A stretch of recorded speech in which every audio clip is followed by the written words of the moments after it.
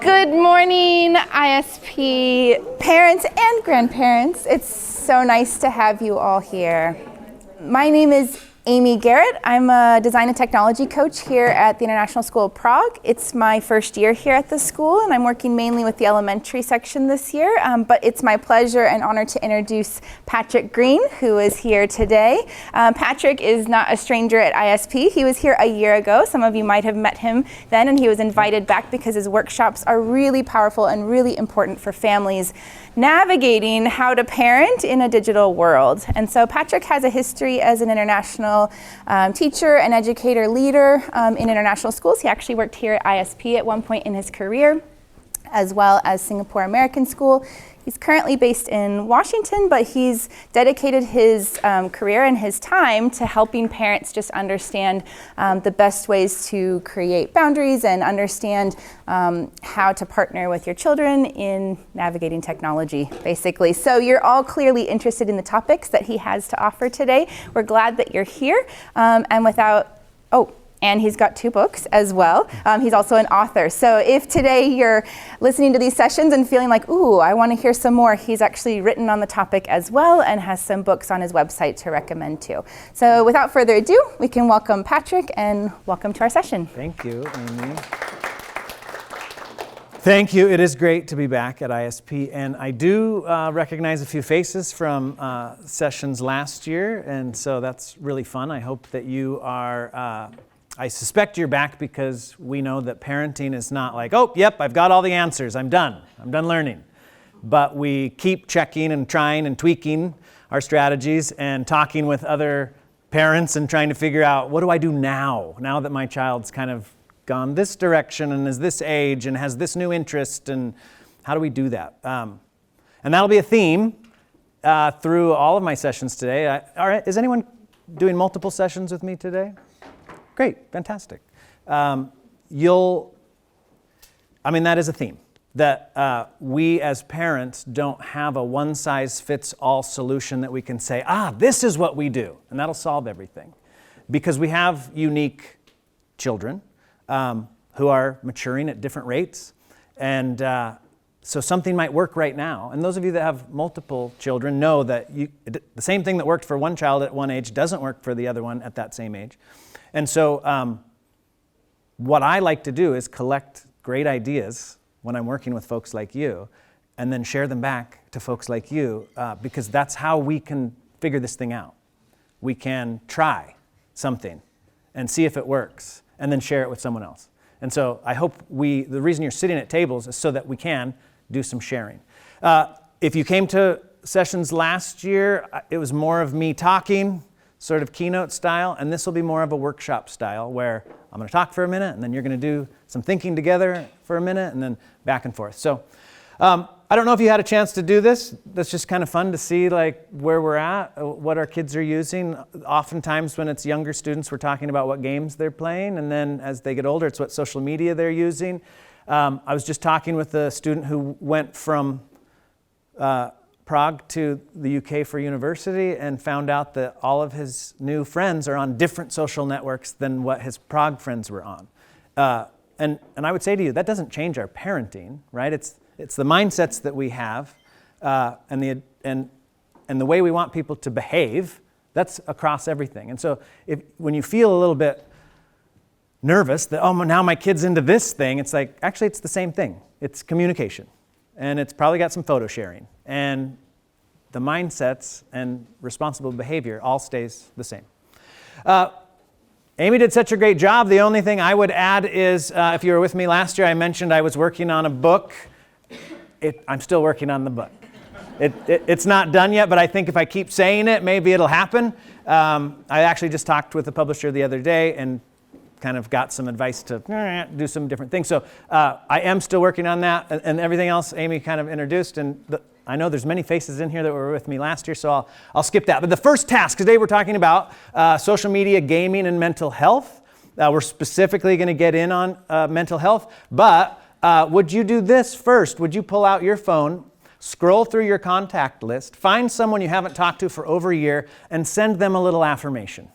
Send them a little, hello, haven't seen you for a while, was thinking about you. Or maybe you're apologizing to them for not reaching out in the last year. But would you do that really quickly? All right, and if you're not done with that, you can stop. You don't really have to do it.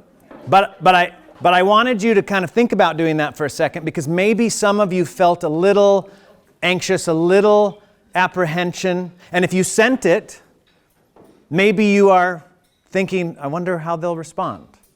And when they'll respond. And have they responded yet? And gosh, this is awkward. And did I say the right thing? Did I use the right words?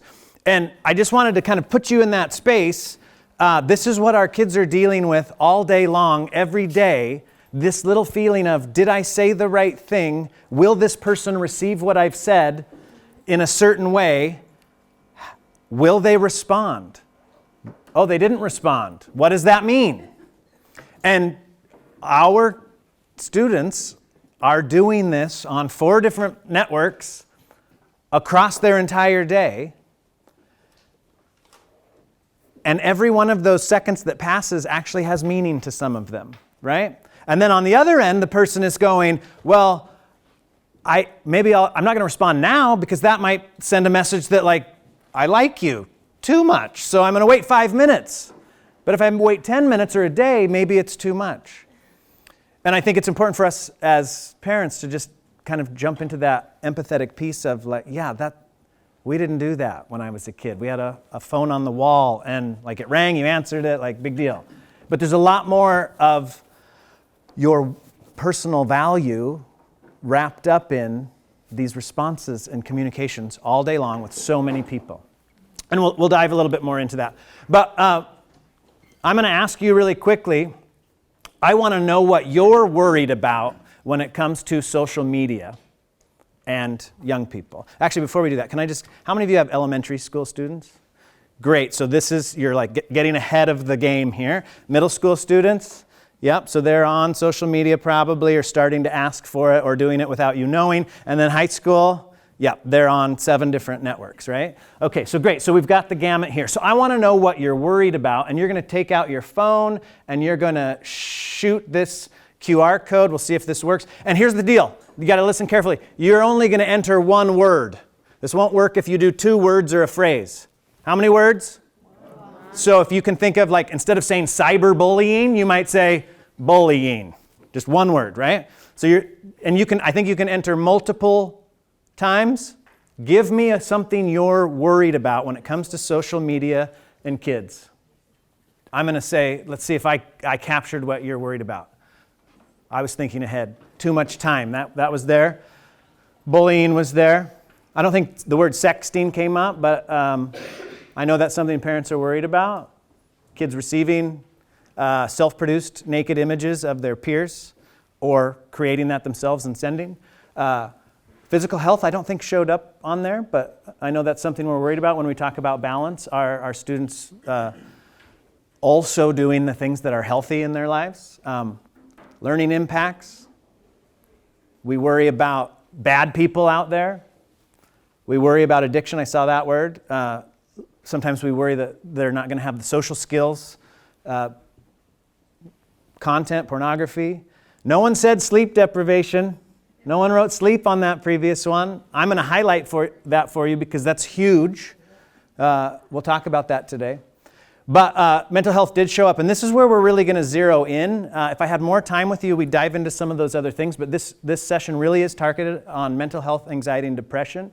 And by the way, close links to sleep. And we'll get into that a little bit more. I wanted you to start with that so that you'll stop thinking about your own thoughts, right? So I gave you a chance to put your own fears up there. I want you to stop that for a second, though. And because if we're going to design rules and boundaries for some people, we need to understand what those people are thinking. Just like if someone's going to design a product, a company's going to design a product, they don't think what they want, they think what you want. They need to know the user. Right? They designed this phone. They were thinking about what we would need, what would be easier for us. So you're going to design rules and boundaries for your children. You need to be thinking about, well, what are they thinking? What do they need? What are their emotions? And so we're going to do a little empathy exercise here. I'm I'm going to ask you to be thinking about tweens and teens. So I know many of you have elementary school students, but you're thinking ahead. And by the way, that's like the number one parenting strategy, is to think ahead and be ready to get out in front of something. Your children will be on social media, even if they're not now. So you're thinking ahead. When they are, what are they going to be feeling and thinking? So what I'm going to have you do at your tables is you're going to make a little T-chart like this, and I want you to ignore the bad stuff for a minute. I'm going to set a timer for 3 minutes, and you're going to think about when tweens and teens are using social media, what are their hopes and dreams? What are they wanting it for? What's the good stuff that they expect to get out of it? Why are they using it?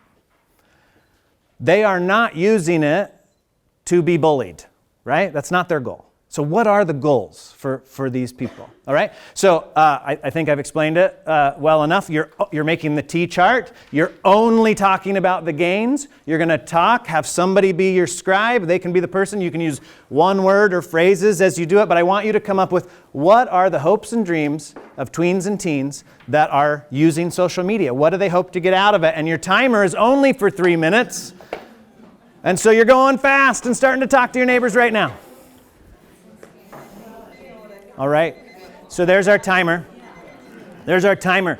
Thank you for sticking on the gains and not jumping over to the pains, which is such what you want to do, right? Like, because we're worried. We're worried about some things, and we want to get there and talk about those, and we will. But we really want to be empathetic and understand what they're trying to get out of this. So I'm actually going to give you 1 more minute to stay on the gains, and here's why. I sometimes think this is about social media and gaming. And I wonder if the tables, because it's typically what happens, you thought a lot about social media, but maybe you didn't think about gaming. So those of you that have gamer kids, maybe try to dive into that for a minute, because maybe there's some similarities, but maybe there's some differences. So switch that lens for a second. Think about your gamer. What are they getting out of gaming? Okay, do that for a minute, and then I'll pull you back. All right, thanks for doing that. All right, so now, by the way, I just talked with one of your peers in here who kind of brought up, like, what's my definition of social media? And so for me, it's when I'm talking with groups, it's the gamut from text messaging services, right, that can share videos and photos and everything, right? We can send that via text message, to TikTok and Instagram and Facebook and Discord and things you and I haven't heard of, and Snapchat, right? And YouTube even, right? Because there's commenting on videos, right? So I'm talking about everything. So if you're confused by something I say, please ask about that, right? Because when I say everyone's going to eventually be on social media, I am including like chat groups, even WhatsApp, just communicating, right? Because you can share and you can like a photo, right? Like my wife sent me a video this morning of my son sledding because we got 5 inches of snow last night, and I put a heart on that image in a text message, right? So all of those, when we talk about kids and their feelings about social media, it could even just be text messages, right? And they're those types of communication. Okay, great. So now I'm going to give you 3 minutes to talk about the pains, all right? Now, earlier I asked you, what are you worried about? There'll be some connections there, but do put yourself in the kids' perspective, in the tweens and teens. What are their frustrations and anxieties and hurts? Rather than you assuming, I bet you have some examples that you know of. Well, I know this kid felt this way, and so I'm going to write that down, right? Okay, so go ahead and do that. Really try to get our head into their heads and do the pains. What are their frustrations and anxieties? All right, fantastic. And I'm only going to give you those 3 minutes on the pains because I actually think we're pretty good at those. So let's do, can we just do a popcorn share from each table? What's a gain? What's something that kids are gaining either from social media, what they want, their hopes and dreams? Maybe you could pick a few words you might want to share, quickly talk to your table. What's a word you want to share with the group? And then I'm going to point to a table and you're going to share one. Which table would like to just toss one out for me first? Right here, a gain. Dopamine. This a feeling of excitement. Yeah. Sure, yeah, like it's exciting to be, well, maybe we'll do some of the other gains because those things are what are giving us this good feeling. So thank you for that. What's another one? How about this table? What do they want out of social media? Feeling included. Being included, being part of a friend group, right? When your child is in elementary school, they're a little less knowing about what other people are thinking about them. You're scheduling the play dates. They've got friends because you put them together in a room with some people. As they get older, they're really trying to find their own spot. And they're noticing what other people are thinking about them. So that idea of being included, and we can go deeper with that, right? Being liked, wanted, known for whatever, right? So huge component. How about this table? Fame. Yes, to that idea of being able to say, I can do this. Look at me, I've achieved, right? To be able to show that you are good at something. I assume you all have had jobs in your life, and you probably had a better day when you felt really good about what you achieved, or maybe that you were noticed by your boss, that you achieved, that you are hitting the mark. And so for our gamers, very much they are getting that, yeah, I got 5 stars, or I leveled up, or my friends all thanked me for helping them win the tournament, or whatever, right? So absolutely. How about this table? Being connected. Because not being connected is being alone.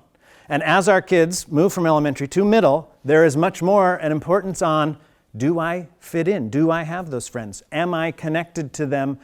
And if I'm not, maybe I've lost my status and my place in the friendship group, right? So there is this feeling of FOMO, or missing out, right? That I will no longer be the funny person in the group, or I will no longer be the leader of the group, or whatever it is, right? So that idea of staying connected so you can keep your place and your role. Great. How about one from back here? Yes. Yeah, being valued and validated, whether it is for your humor, for your ability in a game, for your looks, absolutely, right? So our looks are becoming very important to us in middle school. You might notice that your elementary kid might not care what they're wearing, and you set out the clothes, and eventually they say, I'm not wearing that. I want to wear this. Or maybe that happens earlier for different kids, right? Because every kid is different. But in middle school, you will notice that kids are taking more, well, we hope, are taking more time to make sure they've brushed their teeth and combed their hair, and they might start picking out their clothes. And certainly when they start taking the photos and you notice that, they're looking for that validation of who they are and what they look like and all that stuff. All right, I'm not going to keep pointing at tables. Are there any gains we're kind of missing? Yeah, please, over here. Yeah, sometimes it's just, absolutely, the ability to have a brain break. It doesn't always work that way with social media, but they think sometimes that it does, yeah. Because they still can stay connected. Yeah, friendship is all of the things we've talked about, right? It is the validation that I'm worth someone reaching out to me every day. Yeah. Yeah, so finding your place in a group, right? Like we share these ideas and thoughts and interests, right? So kind of, finding your people, learning new things, absolutely. Many of our more responsible students' feeds would be of their interests, right? And their learning. I just talked to a community college golfer, and I asked him, so this is 19 years old maybe, how much, I saw him scrolling TikTok. I said, well, how long do you spend on TikTok a day? And he said, oh, probably too much time. And it was like 2 or 3 hours, which that seems like a long time. And I said, can I look at your feed? Do you mind? I mean, is it okay? And he's like, yeah. And so I scrolled through it. It was all golf. So you would say then, now I'm going, well, maybe it's not too much time. Would it be too much time to read a book about golf for 3 hours? He is actively pursuing the thing that's paying for his university. It's almost like he's doing work, right? I know that seems silly, but he's learning, right? By listening to all these professionals say, well, actually, if you do it this way, So I found that super interesting. But this is a kid, really in a niche. The learning coupled with I can go figure this out on my own, right? There are resources out here. Yeah. Yes. Anything else? I heard skills, right? So maybe that's learning to do different things, but also in gaming, it might be skills in that game. Yes, absolutely. So sharing who I am, how I feel, how I think about the world. And we find that too, that folks that maybe don't have as many like-minded people in their school, they're finding a community where they might not find one here, right? And so they are reaching beyond their local community to find their place in the world, right? So yes, these are their hopes and dreams with social media. So thanks for sharing those. When I just grabbed something off of Pew Research to kind of highlight what we're talking about, and I think you got all of these things. 80% would say they feel more connected to what's going on in their friend's life. So we talked about connection, right? Like they have a place where they can show their creative side, right? So a lot of kids are making a video, making their image, making a joke, and being able to show their creative side. Like they have people who can support them through tough times. We didn't say that specifically here, but I think we know that. That's part of finding your place and finding your friend group. And that almost 60% say that social media helps them to feel more accepted, right? And again, the reason we're doing this is because if we're going to make some rules and boundaries around social media for our kids, we need to design it for these people. And we have to know what these people are thinking to be able to design something that's going to work for them. Okay, so here's what Pew Research just said, and you'll notice they did divide this out by gender.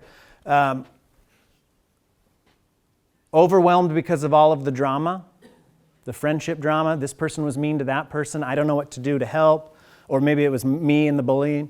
Like their friends are leaving them out of things, exclusion, we came up with that, right? Pressure to post content that will get lots of comments or likes, and worse about their own life, right? Now I want to take you back to the gains for a second, right? Because more accepted, right, was a lot of people. And these numbers are lower, but almost 50% of our students are feeling overwhelmed from all of the drama. And so these are the things that they're telling us. And I just want to remember, it's both. They're getting both good stuff and bad stuff out of social media. What we want to make sure as parents, though, is that we can step in and help guide and coach and not let this stuff take over and ruin a life. Yeah, that's what we're talking about today, mental health, right? So I'm going to tell you a little bit about the research, but before I do, a couple caveats. There is not agreement on causation amongst the research community for social media causing mental health issues. I'm going to give you a guy who's kind of back saying it is, but agreement-wise, people are saying that the effect size is small, or they're poking holes in that person's research, right? So just as a caveat, there are risks and there are harms, right? There was a risk that we could have got hurt driving here to school today, right? But how much harm was there? Did anyone crash? We all made it. Okay, good. But there were risks. So risks don't necessarily turn into harm, but they could. That's what we need to be aware. And then we have orchids and dandelions. So this idea that while there are risks to using social media, one kid could be affected much more likely than another kid. Because one kid might be an orchid who is very sensitive to those things, and another one might be a sturdier dandelion that can just handle it a little bit better, right? So all of our kids are different. So even though we're going to say, here's what the research says and here's some things to be concerned about, your kid is your kid and you know them the best. Our goal here today is to look at the whole picture and be aware of all these things so that we can see, is it impacting my kid? Right? Okay, so there is a guy, Jonathan Haidt, who has published research multiple times. His most recent thing is saying there is causation. So social media is a major cause of the mental illness epidemic in teen girls. And if I take you back to that slide, you'll notice it seems to be affecting girls more, right? In all of the research, this is showing up. And what Jonathan Haidt did, and he's saying journalists should stop saying that the evidence is just correlational. He's saying it's causing it. Now, he's done this before and put this stuff out. A lot of the other researchers will say your effect size is too small, or here's some problems with your research. He's come back, and what he did was really interesting. He took out from all, so he's looking at thousands of studies. He took out anything to do with like Netflix. Remember we talked about social media. What am I talking about social media? I'm talking from text messages to YouTube, right? He took out more of the passive media watching and zeroed in on Snapchat, TikTok, where it's more like I'm posting this, I'm getting feedback. And then that skewed the data to, oh my goodness, he's saying there's causation here. This is where the kids are feeling bad about themselves and having some mental health issues. So what I would say to you is, I think either the other side, the other researchers are going to come back and say there's problems with this, or they're going to say there's no problems with this, he's right. And what I'm telling you is we don't have to wait for that. I don't need to care for my 13-year-old whether or not this is true. If it is possible that it's true, I need to care and look and see, is it happening to my kid? I'm my own researcher. I don't have time. I mean, if this is all sorted out in 10 years, it's too late. My kid's 13. So I need to be looking for any potential causes, right? I need to be paying attention to my own kid now. And I'm going to keep staying on top of this because I do want to know. I'm interested. But my kid's 13 right now. And so I got to focus on this now. So if I were to put all those things you came up with for the pains, I would lump them into these categories. What our kids are dealing with social media is comparison, pressure, and drama. And we'll dive into those a little bit more. But I wanted to first talk about the teenage brain, or the middle school into teenage brain. And actually it's till, for boys, it's like 24 when their brain is done developing. So when is a child ready for social media? 24. Although I would say to you, has anyone ever felt excluded on social media as an adult? Right? And so maybe we're never ready, right? But we have adult brains. We can handle it. We can figure out what to do. We also have experience, many of us, before the internet. And so we have a lot of relational skills that we can apply to the online life as well, and these kids don't. But their prefrontal cortex, the part that helps us to see ahead and think through consequences, it is not developed. And unfortunately, the part that is developed is about really good at emotions and risk-taking. And so it is like these kids have an engine and no brakes. That's their brain. It's going full speed, and there's nothing kind of thinking through the consequences. They also see situations as absolute truths. What is true right now is true forever. So someone was mean to me today, I feel bad forever. That person doesn't like me, no one will ever like me. I'm not good at this video game, I'll never be good at this video game. Right? And so those hurtful comments can feel like overwhelming because it's forever. And then we talked about this earlier, but tweens are developing this idea to understand, oh, other people are thinking of me, right? If someone tells you that you stink, as a third grader, maybe you're just like, well, you stink too. But as a middle school kid, if you're told you stink and your brain is starting to get into this understanding of what other people think, you're like, do I?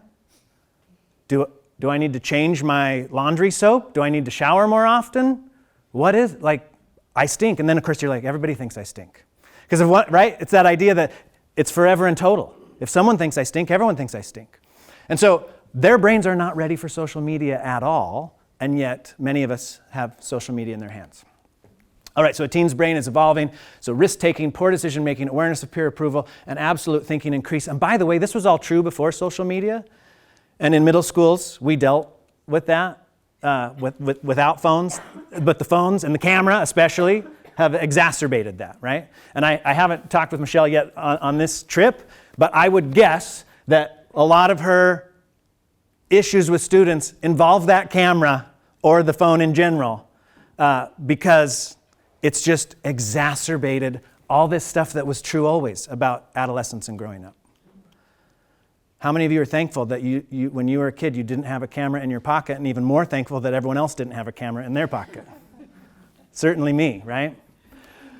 All right, so comparison, pressure, and drama, and we're going to dive into these a little bit here. So Comparison. What teens see on social media can become a personal ruler, and trying to measure up can bring them down, right? We actually came up with the word comparison back at that table. And so let's kind of talk about what that really is. So what they're seeing on social media is all altered images. None of it is true, right? Those people don't really look like that. They're filtering it and they're making it be their best selves. And then they go to the mirror and they see themselves. Every time they look in a mirror, they see themselves. Every time they take a photo of themselves, they see themselves, their real self. But when they see everybody else, they see this fake, altered, wonderful thing. And they're comparing. My regular self isn't even close to these people. And yes, some of it is their peers who they also see day to day. But a lot, like celebrities are the same thing. They see all these celebrities looking amazing. And they look at themselves in the mirror and they're like, I don't measure up. And this presentation of perfection, nobody's posting the day that they are under the weather and not feeling great and have really baggy bags under their eyes. They're not posting that. They're not posting their disappointment. I mean, think about your feeds of your friends. Are they posting how terrible their Thanksgiving family get-together was, or the holidays, how just rotten it was? No, they're like, we had a great time, right? Everybody's got this big smile on their face. We don't post I have one person in my Facebook feed. Yes, I'm old enough that I'm a Facebook user and still a Facebook user. I have one person in my feed who actually posts the bad stuff, and she makes a point of it to say we should be more real on social media. And I love that she does it, because I know more about her life than anyone else. Everyone else's life is amazing. Hers is like mine. It's kind of like up and down. Got some good things and some bad things.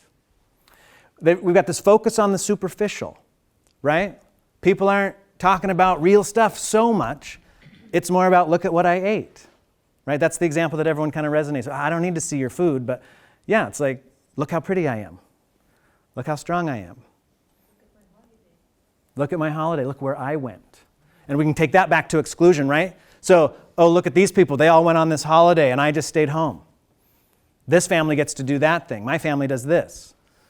Of course, that family might have been away for 3 days and home for 2 weeks, but they only posted the photos of the 3 days they were at the lodge, right?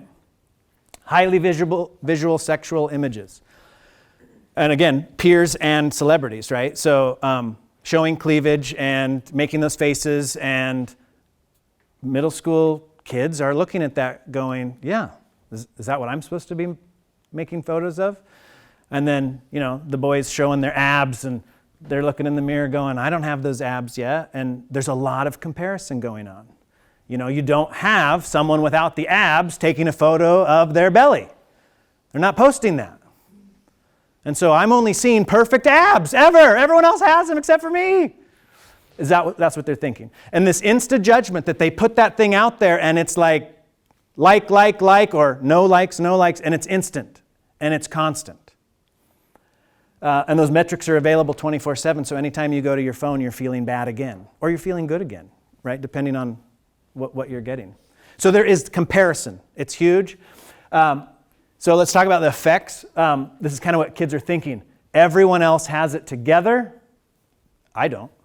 Everyone else is cooler and better looking, and no one will like the real me, because the real me has bad days and good days and has flaws, and sometimes I have pimples and I don't look my best or whatever. And everyone else is always amazing. I'm going to jump to sort of some how to helps. First of all, we can take the effects of social media seriously. Because we could poo-poo it and be like, psh. But it's real to them. Their feelings are real. Whether or not you agree with them or think they're right, so we have to take them seriously. And that keeps the conversation going, right? Because if you just, don't worry about it, they're not engaged with you anymore. You can combat this idea of duck syndrome. Duck syndrome is this idea that the duck looks really peaceful floating across the water, but underneath they're just working like this, right? And so to be able to talk with our kids about no one actually looks that way. Like, life is hard. It's hard for everybody. There's a lot going on. We have good days and bad days, right? So we combat that. We pull back the curtain on perfection. How many selfies do you think it took for that person to get that look that they finally got there? Like, helping kids to understand, everyone's only putting their perfect stuff out there. and foster failure and emphasize effort, right? So when you get to say, I screwed up today at work, like I don't have a perfect life either, I make mistakes, people make mistakes, and here's what I did to fix it. Like that goes a long way in kids being able, okay, well, my mom or my dad, they make mistakes too. Like this, like you're helping them to understand that like we're not perfect. I think one of the biggest things that I know I could do as a dad is when I screw up to my kid, own it. Like, and I did this the other day. It was the first day of holiday break, and he said, my friends are going to be playing a game tonight, and I'd like to play with them, stay up. And of course, we had just watched a family movie, and I was thinking, that's it, we're going to bed. And so he's like, I'd like to do that. And I was like, nah, I said, we'll talk about an extended bedtime for the holiday season. Maybe tomorrow we can have that conversation, but we've had enough today. Let's go to bed. And he said, okay. And he went upstairs, and I thought, I think he thinks I'm crazy. I think he thinks I made the wrong choice. And I talked to my wife a little bit, and she was like, yeah. She's like, what was it going to hurt? What if you said, how long would you like to stay up? He's not going to say 5 hours. He's going to say, well, I'd like to play for an hour. And what's the difference between 10 and 11, one night this year? So I went upstairs and I said, Oscar, do you think I kind of made the wrong decision there? Like, do you think I'm crazy? And he was like, no, I need to go to bed and get my sleep. I was like, no, really? And he's like, well, yeah, it's the first day of holiday break, and like, I'm going to sleep in tomorrow. I'm going to get my 10 hours. And I was like, yeah, I made a mistake. Of course. Of course you can have an hour of gaming. Like, go ahead. Hang out with your friends. This is what it really is. Hang out with your friends on the first day of holiday break. And me apologizing and just kind of saying, yeah, I had no reason to do that. I think goes a long way. In like, yeah, my dad apologizes to me sometimes for when he does something he ends up changing his mind on later, right? And so if we're just emphasizing sometimes that we're doing our best, but everybody makes mistakes. All right, pressure. Falling prey to tech tricks, keeping up with connections, and staying in the know can make social media more compulsive than fun. And they do feel that. They do feel a constant pressure of constant communication, right? Because it's never off. It doesn't stop. And it might be across 3 or 4 platforms. It might be WhatsApp and Snapchat and TikTok and these tech tricks, right? Like the fact that they've got all these notifications and I have to deal with them. I just saw a statistic, 72% of our teens think they need to respond immediately. You just respond immediately. That's what we do. And of course, we in families could be setting some boundaries about like, we don't respond during dinner, or we turn phones off at this time, and helping our kids to set their own boundaries because they don't have them until we help them with them. Our kids on Snapchat here? Yeah, okay. So Snapchat has this streaks, that you get a streak with someone if you send them a photo each day and they send one to you each day, and your streak goes up to 147, 148, 152. We've got these streaks going. And you don't want to break them because you start over at 1. And a streak to some of our teens and tweens means a really strong friendship, which is silly. You and I know that, right? That's silly, but let's go back. We have to take the effects of social media seriously. That's important to them. I think it's dumb. But why is it silly to be loyal to your friends? But why is it silly to be loyal to your friends? And if that's what their loyalty is, we take that serious and we honor it and we empathize with it. Like, I like to be loyal to my friends. I do it differently, right? So that's exactly right, right? And so we have to figure out how to have that conversation with them, and we have to honor that that's how they're feeling. They're feeling that it is a sign of loyalty. But there's all sorts of sneaky tech tricks like that, right? That make you, those stories that disappear every 24 hours, they weren't built to make stronger friendships. The companies built them so that you'd go back to the app every day, and no kid wants to be left out of the joke or the thing that your friends are talking about, so they want to see that story, right? They want to know, they want to keep up with your lives. But some of that are superficial social contracts. Does a streak mean that you're better friends? Well, you and I know that that's not true, but a kid might really be feeling that. So it's information overload. They feel like there's too much even to keep up with, because they need to keep up with all the posts of all of their friends and some of the celebrities. And it's overwhelming. One of the biggest impacts on the mental health, though, is sleep from the pressure. Because they feel the need to stay in contact and keep up and do all those things, they have their phones in their bedroom and they're checking them all night. It's 35% of teenagers wake up in the middle of the night to check their phone. That means they're not getting the sleep they need. Their sleep's being interrupted. By the way, when you have less sleep, it's less learning. And I know you're at this school and you care about your kids' academics. I'm telling you right now, when kids sleep, they are consolidating their learning. They learn during the day, but their brain keeps actually working on that while they're sleeping, and it consolidates it. If they're not getting sleep, they are not learning as much. I talk to the high school kids about this, and they're like, hold on. You mean I could get a leg up on everybody else if I just slept a little more? Right? Now, they may not be willing to give up the phone, but they are pretty competitive in thinking about, actually, you might be onto something. So, folks, if I'm going to tell you one thing that you absolutely can do, it is to get the phones out of the bedroom if they're not already out of the bedroom. Do you want your kid to learn more? Get the phone out of the bedroom. You want your kid to be healthier? Sleep is also where our body grows. You know that you've not had your best day at work when you didn't get sleep the night before. You don't function as well. You get cranky. Get the phones out of the bedroom. It's the one thing that's 100% research backed, that your kid will be healthier and potentially happier, right, if they get better sleep. So actually, I would even say phones should not be used an hour before bedtime for the light, but also those interactions they're having sometimes are stressful, right? Even if it's like good stress, like, did she like my photo that I posted? You know, the person I really want to like the photo, did she do it? That is winding me up, increasing my cortisol, which is the stress hormone, which is kind of the opposite of what I need to go to sleep, right? And then the other thing is the light is stopping the melatonin from being produced in my brain that helps me know it's time to go to bed.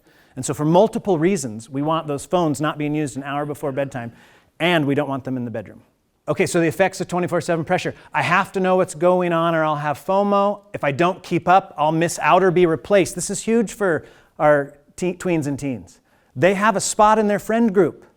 They don't want to lose it. And if they never like the photos or they never respond to the chats, they're going to eventually be replaced. That's what's going on in their head, right? So that they're feeling like they need to keep up.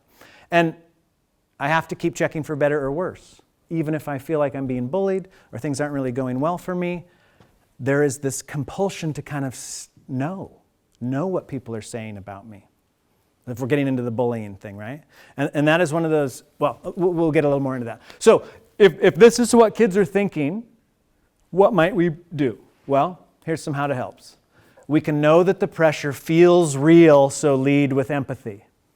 We brought up this idea of loyalty, right? If they're feeling like they have to be loyal to a friend and this is how they show it, we got to work with that, right? Not poo-poo it. We can also, though, encourage them to limit their notifications. We can help them to do some things like, one of the things I talk with high school kids about is, what if your notifications were only from people? Because most of the high school kids aren't going to turn off all their notifications. They want to be notified when their friend's trying to get a hold of them. But do you need Yelp to notify you that it's lunchtime? Or that it's a good restaurant in the area, right? How many things do they have on their phones that are just bing, bing, bing, and it's just distracting them, and it's actually not a friend? So turn off all your notifications. We could help them with that.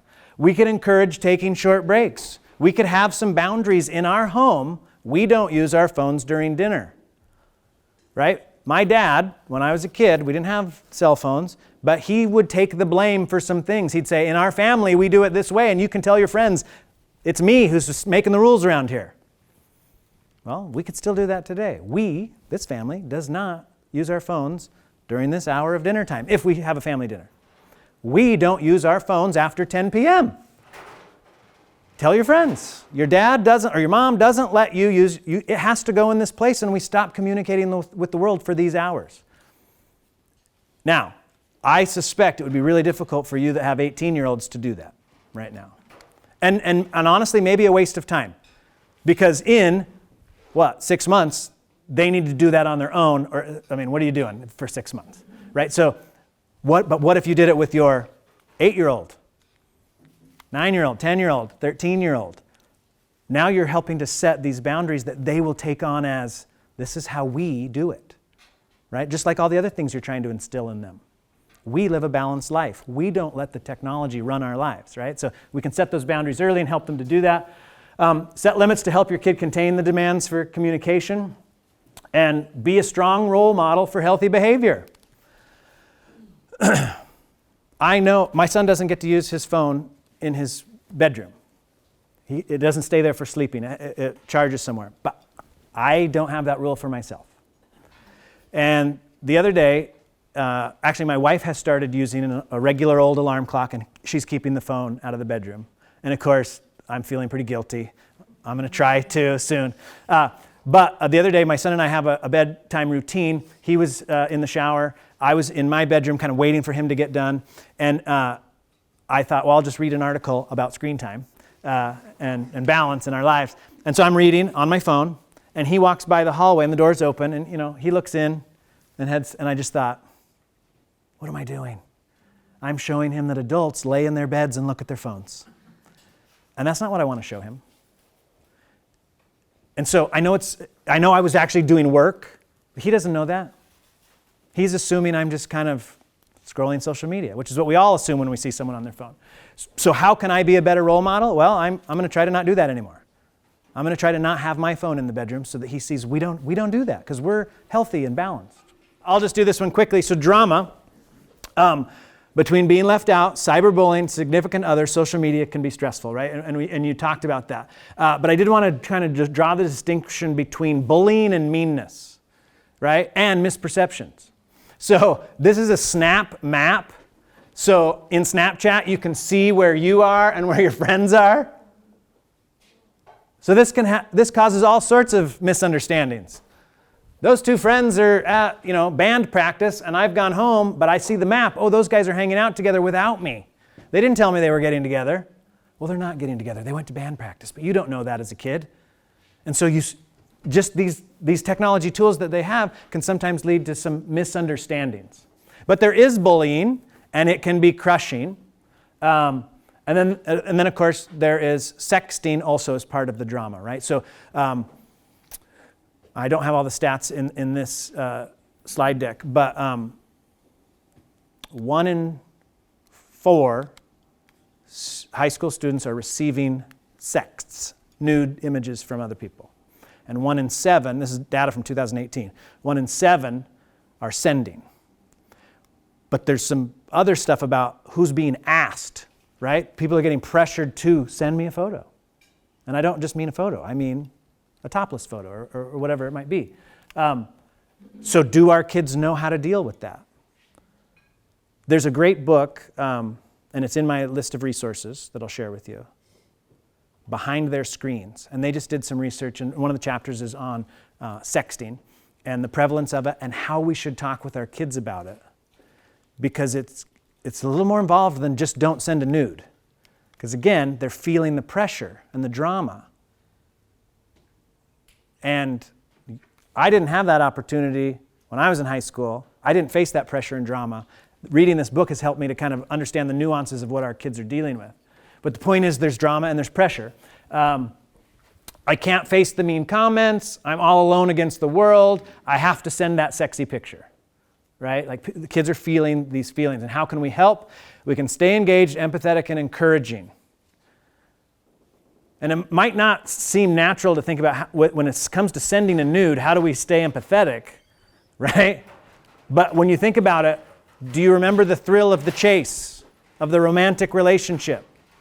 Well, dating has changed since we were going to school. And we might think, well, this is stupid, you should never do it. But we need to kind of get into the kid's brain, right? Because our 22-year-olds, our 24-year-olds, our 27-year-olds sending nudes to each other in a dating situation. That might be how technology has changed the world since I was dating. And so I'm trying to think about what it's like. I still don't want my child to do that. And of course, when we're talking about young people, right?